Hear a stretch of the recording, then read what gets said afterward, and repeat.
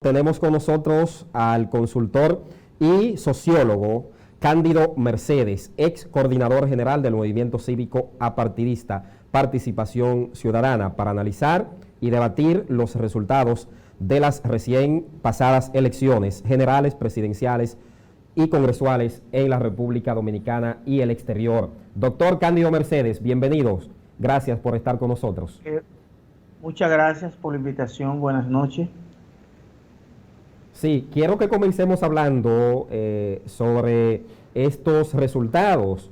De un momento, el Partido de la Liberación Dominicana lo tiene todo: el Poder Ejecutivo, el Congreso, ambas cámaras, incluso con influencias en el Poder Judicial, y de la noche a la mañana cambia todo este panorama y el pueblo se vuelca hacia el principal partido de la oposición, liderado en este caso por el presidente electo Luis Rodolfo Abinader. ¿Cómo acoge el país y la comunidad internacional esa manifestación democrática que hizo el pueblo dominicano en el día de ayer? La sociedad dominicana y el mundo lo acoge con beneplácito, porque era un gran desafío en medio de una pandemia. Somos el primer país quizá del mundo que en medio de la pandemia hace unas elecciones presidenciales y congresuales con un elemento positivo de eficiencia y de eficacia. Ahora bien, ¿qué ocurrió? Eso se veía venir. Acuérdense que durante mucho tiempo el presidente Danilo Medina quería reelegirse nuevamente.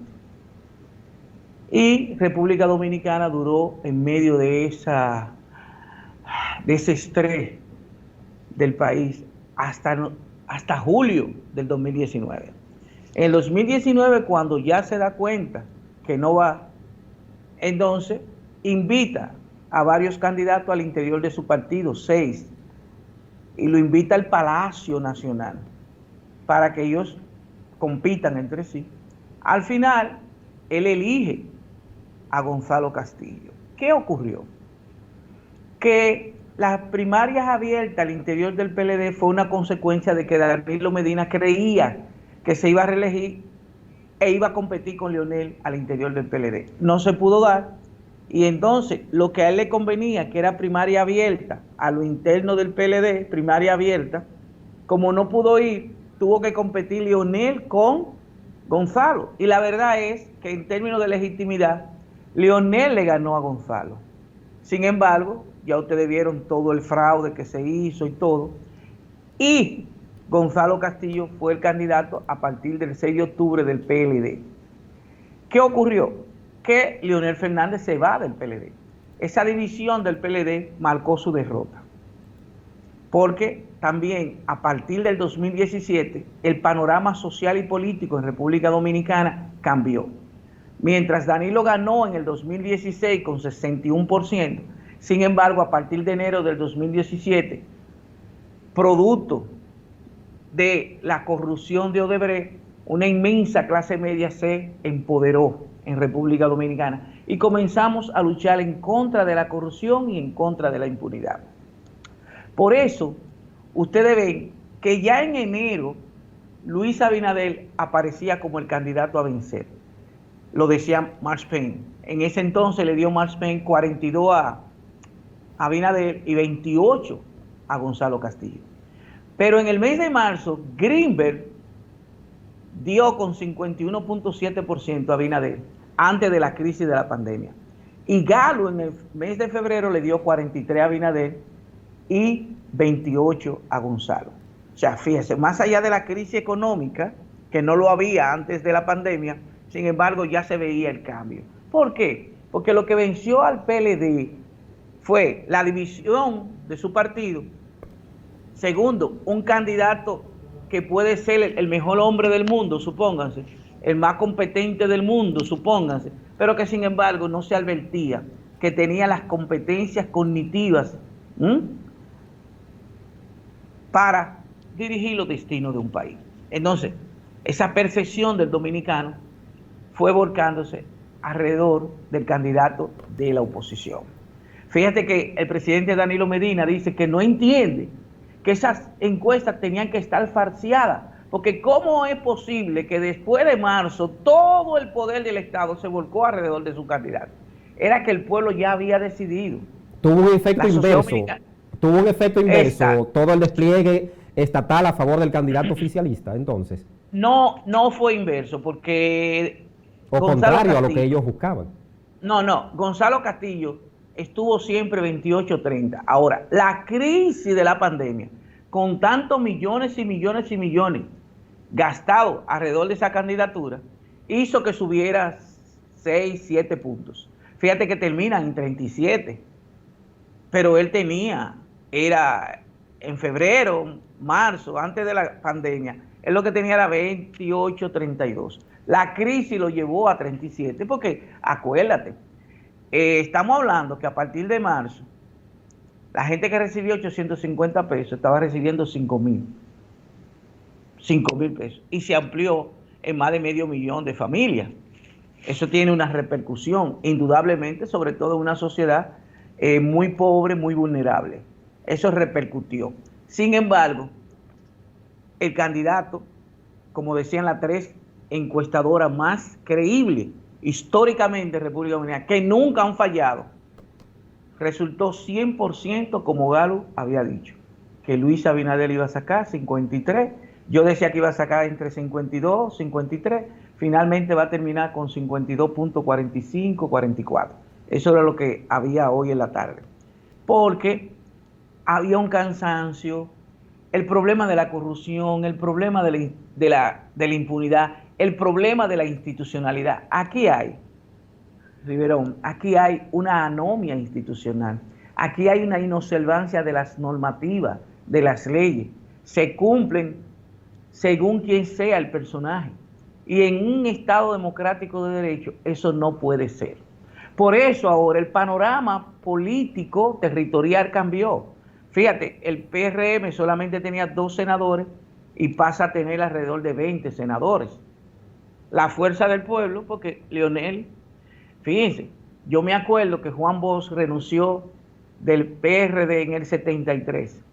5 años después, esa gran figura, extraordinaria figura intelectual y política, 5 años después, en el 78, el PLD lo que sacó fue 18,000 votos. Y en el 82, 179,000 votos, casi a 10 años de fundado. Leonel Fernández, con menos de un año, acuérdense que fue el 20 de octubre que se fue, va a sacar alrededor de un 9%. Eso significa más de 200,000 votos. Va a tener más de 5 senadores. Y eso, obviamente, es un triunfo para un partido que no tiene ni siquiera un año. Eso hay que decirlo de manera objetiva. ¿Quién es el gran perdedor de todo esto? El gran perdedor es Danilo Medina, donde se pone en cuestionamiento su gran capacidad como estratega. Primero, quiso la reelección nuevamente, no se le dio. Impuso un candidato dentro de su partido que no fue legítimo por encima de 6 candidatos que sí son profesionales de la política. Gonzalo Castillo no es un profesional de la política, ni tiene la formación general para dirigir los destinos de un país. A su entender, esos fueron de los factores también que fortalecieron, si se quiere, esos resultados, esa derrota hacia el PLD y su candidato. Compañero, estamos hablando de una sociedad del conocimiento y de la información. Ese es el mundo que estamos viviendo. Una sociedad donde la democracia se construye en base a la cultura dialógica, la discusión, la participación. Un candidato que rehúye de manera sistemática, ya no a un debate, sino a que un periodista le pregunte. Señores, hasta eso, mire, lo invitaron en el show del mediodía, no fue. Ángel lo invitó, no fue. Lo último que hizo ese candidato es que fue al CONE, con condiciones, que el CONE no debió aceptar esas condiciones. Que él hablara, que no se grabara. Él llevó sus personas que lo iban a grabar y todo eso. Y él luego es que edita que él dijo. O sea, eso es inconcebible en una democracia. Ya no es posible en el mundo que estamos viviendo. Estamos viviendo el mundo del conocimiento, de la información, de la discusión de las ideas. Porque la democracia es la discusión de las ideas. no es quién se impone porque tiene más dinero o por quien da más, sino quién tiene mejores ideas para una plataforma que nos diga a nosotros cómo va a resolver el problema de la salud, cómo va a resolver el problema de la economía, cómo va a resolver el problema del empleo, cómo vamos a hacer con ese desempleo que va a llegar a 25%, donde hubo una suspensión de los empleos formales de 1.066.000. Ahora mismo nada más han llamado a 30%. ¿Cómo va a resolver todo eso? Eso tiene que ser una persona que al mismo tiempo que tenga determinación, que desarrolle el carácter, tiene que ser prudente, equilibrado, humilde, pero comprender toda la dinámica societal que estamos imbuidos. Nosotros tenemos una crisis sanitaria, una crisis económica, una crisis social.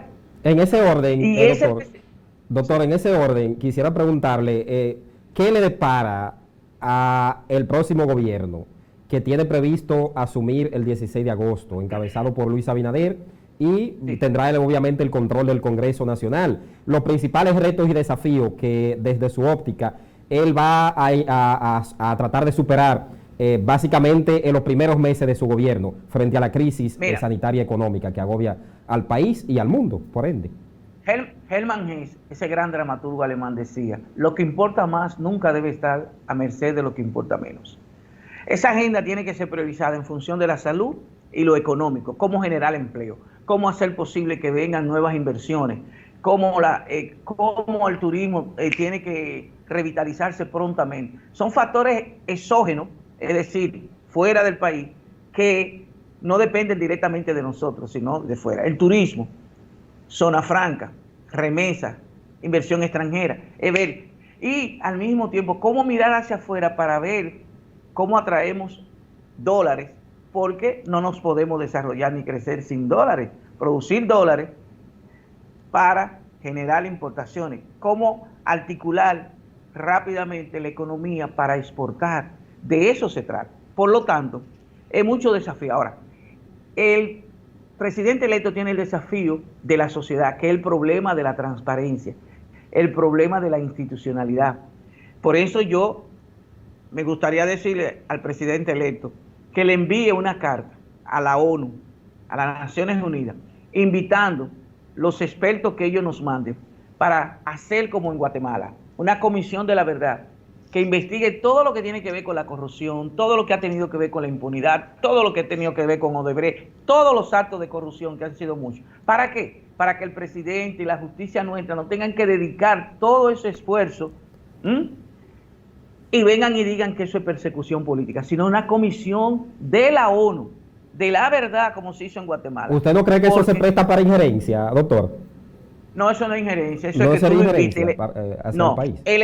El Estado invita, tiene derecho, porque nosotros somos signatarios de la ONU, de las Naciones Unidas. Entonces tú invitas. ¿Para qué? Para que esos actores sean lo más imparciales posible. No tiene que ver con la sociedad dominicana, ni siquiera la conoce, sino que van a investigar todos los expedientes. Y aquí va a decir, aquí hay algo. ¿Por qué? Porque tenemos un desafío tan grande, económico, social y sanitario, que involucrarse los actores políticos nuestros, de los que llegan al poder, crearía mucho ruido en la sociedad dominicana, y los actores que sí estaban en la corrupción van a decir que era persecución política. Entonces tú los revistes del mayor grado de legitimidad, del mayor grado de diafanidad, del mayor grado de nitidez, y eso hace posible que la gente diga, bueno, pero eso es verdad, míralo ahí, lo está diciendo las Naciones Unidas, y miren los expedientes. Porque aquí tú puedes presentar cientos de expedientes que son válidos, que son verídicos, que se ajustan a la verdad, y sin embargo, el que está inculpado dice que eso es persecución política. De eso se trata entonces. Mira, por ejemplo, nosotros necesitamos rápidamente lo que se llama cumplir con la Ley de Estrategia Nacional de Desarrollo 1-12, que habla de los dos pactos, eléctrico y fiscal. Pero ningún presidente ahora en agosto puede abocarse a eso. Eso tendrá que ser, suponte, en marzo, mayo, abril, pero lo urgente es salud y la generación de empleo y motorizar la economía. El Partido de la Liberación Dominicana acaba de emitir unas declaraciones en voz de su presidente Temístocles Montaz, donde además de felicitar al presidente electo y a los senadores electos del PRM, ha advertido que se va a preparar para cumplir su rol opositor. ¿Qué significan estas afirmaciones que acaba de hacer el Partido de la Liberación Dominicana? Tú no lo puedes cuestionar porque ese es el rol de la oposición, la democracia es eso, que ellos no lo veían así, se burlaban de lo que era minoría. Fíjate cómo sacan a Leonel, a Leonel fueron ellos que lo sacaron. Fíjate que ellos no cumplieron ni siquiera con el pacto de los 15 puntos. Acuérdate que era Demóstenes Martínez que le tocaba ser presidente de la Cámara de Diputados y reeligieron al señor Camacho, porque ellos mismos no se daban legitimidad, ellos mismos se quitaron su autoridad. Para mí, ¿cómo es posible que tú a lo interno de tu partido, de tu familia, tú no cumplas un pacto y después tú quieres que otros se lo cumplan fuera de tu litoral? Entonces, que lo jueguen, qué bueno, porque eso es la democracia, donde hoy tú eres mayoría y mañana tú puedes ser minoría. Ahora el PLD es minoría con respecto al PRM. Pero tal vez dentro de 4, 8, 12 años otra vez el PRM pase a ser minoría o surja otro partido. Esa es la dinámica de la existencia, porque la democracia es un sistema que va en constante construcción, merced a la evolución, necesidades y deseos de una sociedad, de un pueblo. Entonces, qué bueno que jueguen a partir de ahora su papel de oposición, que ellos casi no tuvieron oposición durante Finalmente, mucho tiempo. doctor, finalmente, usted como un sociólogo que se dedica a estudiar el comportamiento de la sociedad, como un experto, como un consultor en distintas áreas, la democracia desde su óptica, a menos de que tenemos una ley de partidos, la ley 33-18, la democracia dominicana en este recién proceso pasado, ¿se fortaleció, se debilitó o retrocedió? Mira, la democracia dominicana, en términos de lo que se llama retroceso institucional, retrocedimos muchos en estos 8 años de Danilo Medina. Hay que decirlo y no lo digo yo. Lo dicen todos los estudios que se han hecho alrededor de la democracia. Si tú te lees, búscalo, el informe del PNUD sobre la calidad democrática en República Dominicana. Si tú te lees a Latinobarómetro te dice que en el año 2008 República Dominicana tenía una percepción valorativa de 73. ¿Tú sabes en cuánto estamos ahora? En 38. República Dominicana tuvo lo que se llama una recesión electoral. Acuérdate que hubo una crisis el 6 de octubre, que nadie la puede negar, una crisis el 6 de octubre. El partido gobernante, dominante y hegemónico hasta el 20 de octubre tuvo una fragmentación y eso debilita la democracia. Entonces en febrero teníamos elecciones y tuvieron que ser suspendidas. Algún día sabremos qué pasó. Mucha gente sabemos qué pasó. En marzo fuimos a elecciones en medio de una pandemia. Danilo Medina había dicho el que gane la municipal gana las presidenciales de mayo. Realmente lo que él dijo fue verdad, pero en este caso contrario a su partido. Por eso insisto, Danilo ha sido el gran perdedor. No perdió Gonzalo Castillo, perdió Danilo Medina.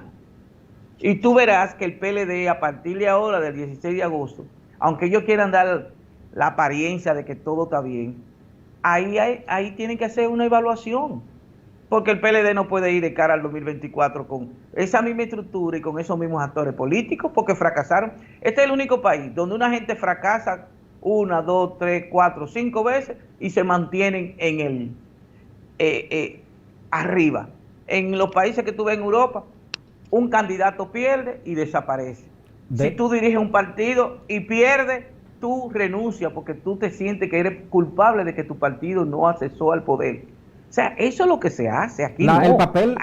El papel de la Junta Central Electoral, ya finalmente, desde el punto de vista electoral, salimos fortalecidos. El rol que jugó la Junta, las misiones internacionales, la sociedad civil que estuvo observando el proceso, ¿cómo lo califica? Mira, acuérdate, la OEA dice que vinieron 80, Participación Ciudadana hizo un trabajo estelar, 2.850 personas en los territorios, hicimos el conteo alterno, se lo entregamos al presidente de la Junta, al presidente del BHD León y al episcopado dominicano se le entregó ese conteo alterno. ¿Tú ves? Eso lo hizo PC. Estuvimos en todos los colegios observándolo. Fíjate que dijimos que el 17% de los 3 partidos estaba comprando cédula en los colegios electorales, un 17%. Todo lo auscultamos, todo salió en un informe, otro segundo informe. Te lo voy a hacer llegar ahorita, los 2 informes.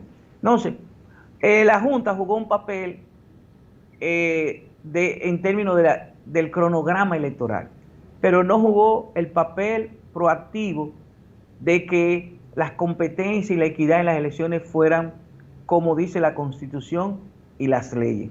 Fíjate que la Junta hizo la proclama electoral el 17 de marzo, pero ahora, faltando 5 días para las elecciones, fue que autorizó que los partidos políticos tenían 5 minutos al día en los medios del Estado. Oigan eso, 3 meses y medio después.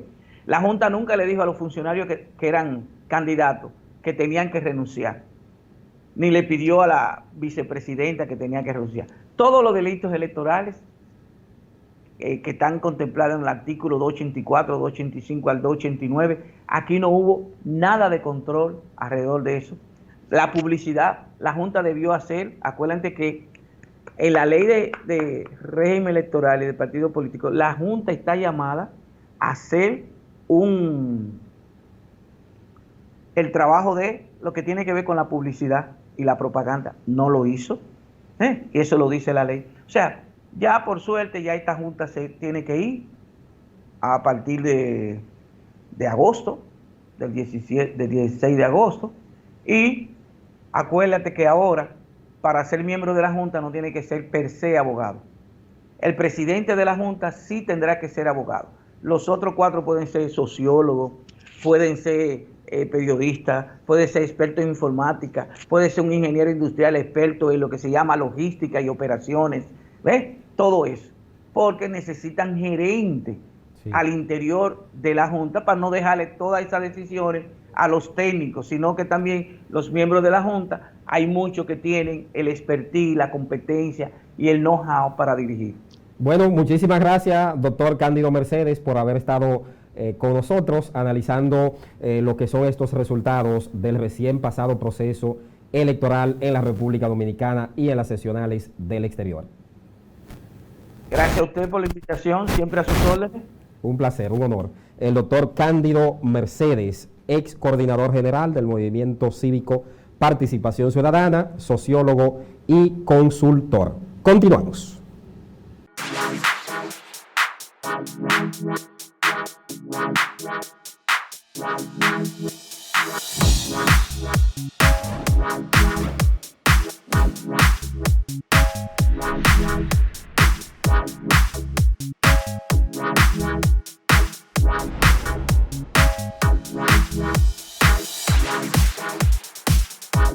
Yeah.